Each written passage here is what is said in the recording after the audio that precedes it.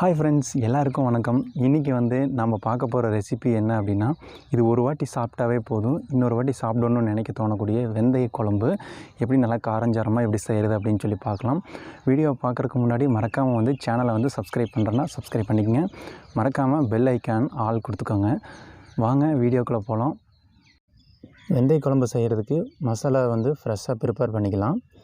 இப்போ இதுக்கு 1 ஸ்பூன் ஜீரகம், 1 ஸ்பூன் வெந்தயம், 1 ஸ்பூன் அரிசி எடுத்துக்குவோம். அடுத்ததாக அரை ஸ்பூன் மிளகு, கொஞ்சமாக கருவேப்பிலை, ஒரே ஒரு வரமிளகாய் சேர்த்து இது நல்லா வாசனை வரணும், அந்தளவுக்கு நல்லா வறுத்துக்கலாம். இந்த வெந்தயம் நல்லா வெடித்து வரும் வரைக்கும் இதை நல்லா வறுத்து எடுத்துக்கணும். இப்போ நல்லா வாசம் சூப்பராக வரும். இப்போ இதை நல்லா ஆற வச்சு நல்லா பவுடர் பண்ணி எடுத்துக்குவோம். இந்தளவுக்கு நல்லா பவுடர் பண்ணிக்கோங்க. அடுத்ததாக இன்னொரு கடாயில் 5 டேபிள் ஸ்பூன் ஆயில் நல்லா சூடு பண்ணிக்குவோம். இது கூட அரை ஸ்பூன் கடுகும், அரை ஸ்பூன் வெந்தயம் சேர்த்து நல்லா வெந்தயம் பொரிஞ்சு வரணும். கலர் மாறினதுக்கப்புறம் ஒரு 30 சின்ன வெங்காயம் நான் கட் பண்ணி வச்சுருக்கேன். அதை இது கூட சேர்த்து வெங்காயம் நல்லா வதங்கணும். அந்தளவுக்கு பாருங்கள், நல்லா செவந்து வரணும். இப்போ 10 பல் பூண்டும் கொஞ்சமாக இஞ்சி துண்டு எடுத்து தட்டி வச்சுருக்கிறேன். அதை இது கூட சேர்த்து இதோட நல்லா பச்சை வாசம் போகிற வரைக்கும் நல்லா வதக்கலாம். இப்போ 3 பெரிய தக்காளி பொடியாக கட் பண்ணி வச்சுருக்கிறேன். இதை இது கூட சேர்த்து தக்காளி நல்லா வதக்கணும். தக்காளி நல்லா வதங்குறதுக்காக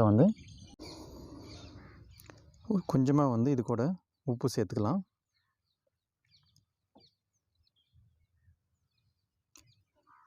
இப்போ இந்த தக்காளி வெங்காயம் எல்லாம் நல்லா மசிஞ்சு வரணும். அப்போ தான் கிரேவி நல்லா டேஸ்ட்டாக இருக்கும்.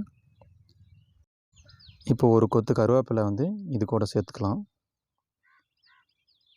சேர்த்து இதை நல்லா கூழ் மாதிரி மசியணும். அந்தளவுக்கு நல்லா வதக்கி எடுத்துக்குவோம். பாருங்கள், இந்த அளவுக்கு வரணும். இப்போ இது கூட 1/4 டீஸ்பூன் மஞ்சள் தூள் சேர்த்துக்கலாம். 3/4 டீஸ்பூன் வரமிளகாத்தூள் இது கூட சேர்த்துக்குவோம். அடுத்ததாக 2 டீஸ்பூன் வர கொத்தமல்லி தூள் அதை கொஞ்சம் சேர்த்துக்கலாம். சேர்த்து இதோட பச்சை வாசம் போகிற வரைக்கும் வதக்கி எடுப்போம். இப்போ 10 நிமிஷம் முன்னாடியே ஒரு எலுமிச்சம்பழ சைஸில் புளி எடுத்து கரைச்சி வச்சுருக்கிறேன். அந்த புளியை இது கூட சேர்த்துக்கிறோம்.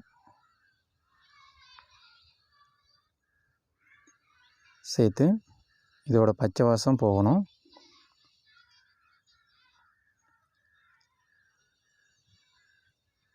இப்போ வேணுங்கிற அளவுக்கு தண்ணி ஊற்றிக்கலாம்.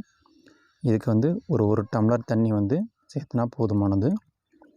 கிரேவின்னா நல்லா கொஞ்சம் கெட்டியாக இருந்தால் தான் சாப்பிட நல்லாயிருக்கும்.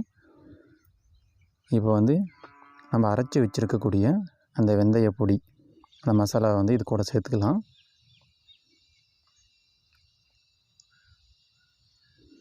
சேர்த்து நல்லா கலந்து விட்டுக்கலாம்.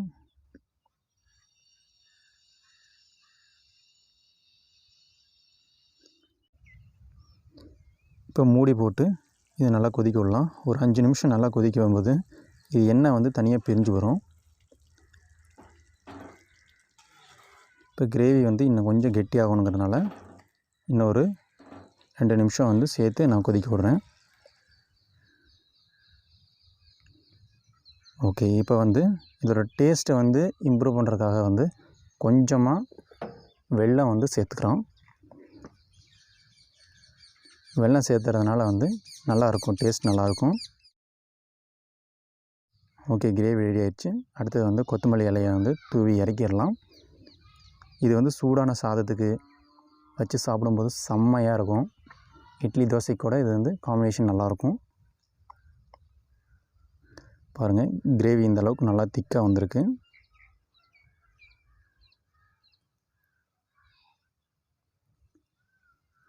ஒரு சூப்பரான வெந்தய குழம்பு ரெடி ஆயிடுச்சு.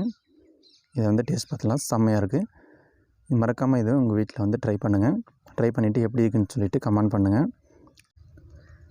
வீடியோ பிடிச்சிருந்தால் லைக் பண்ணுங்கள். சேனலை மறக்காமல் சப்ஸ்கிரைப் பண்ணுங்கள். பெல் ஐக்கான் ஆல் கொடுங்க. அப்போ தான் வந்து நான் போஸ்ட் பண்ணக்கூடிய வீடியோஸ் வந்து உங்களுக்கு வரும். தேங்க்யூ.